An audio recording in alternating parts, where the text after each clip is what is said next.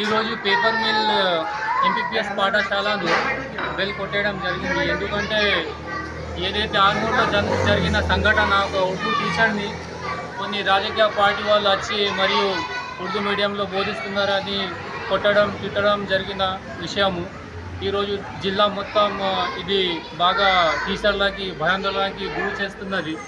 కాబట్టి ఎడ్యుకేషన్లో పొలిటిక్స్ అవసరం లేదని, మరియు ఏదైతే ఉర్దూ లాంగ్వేజ్ ఉందో, ఉర్దూ మీడియం మన తెలంగాణ రాష్ట్రానికి సెకండ్ లాంగ్వేజ్ హోదా ఉన్నది.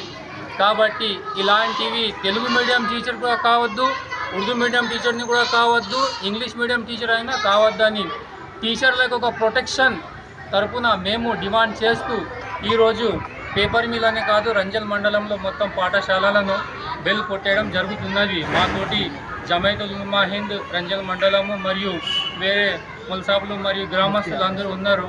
దీంట్లో ముఫ్తీ ఆబిద్ సాహబ్ మరియు హాఫీజ్ ఖుర్షీద్ ఖాన్ సాహబ్ మరియు బాగా మంది విలేజర్స్ కూడా ఉన్నారు.